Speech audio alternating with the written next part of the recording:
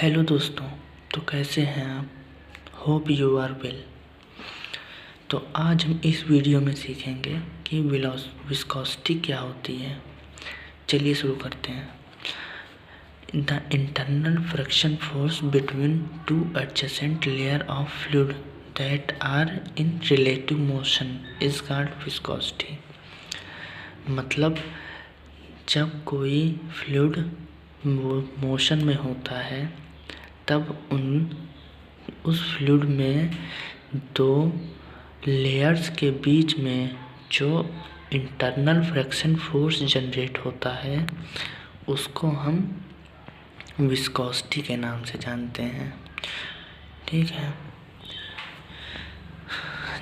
जैसा कि इस फिगर में दिखाया गया है कि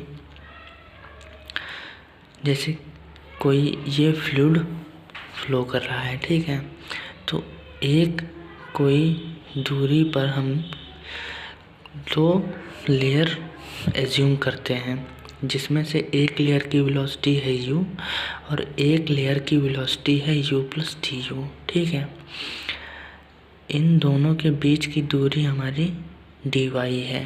ठीक है, और ये है इन दोनों के बीच की वेलोसिटी का डिफरेंस। ठीक, तो ये जो मैंने आपको समझाया है सेम टू सेम यही चीज़ इसमें भी लिखा हुआ है। इसमें क्या है कि in this figure two layer of fluid at distance dy apart move one over the other.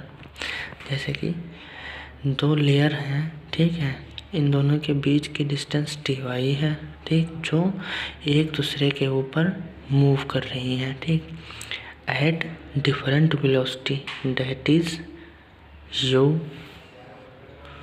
And u plus d u. ठीक, the viscosity together with relative velocity cause a shear stress acting between the fluid layers। देखिए, जब इन दोनों layers के बीच में viscosity लगती है, ठीक है, तभी हमारा शेयर स्ट्रेस भी जनरेट होता है।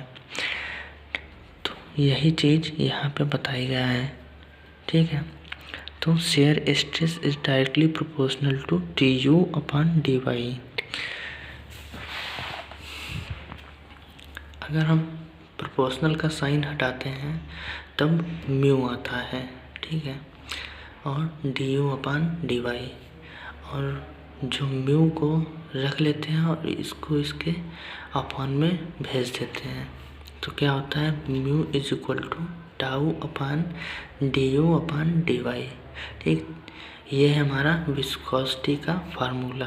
ठीक है, जहाँ पर म्यू हमारी विस्कोसिटी ऑफ फ्लूइड है, टाउ शेयर स्ट्रेस है, और D you upon D y viscosity velocity gradient है।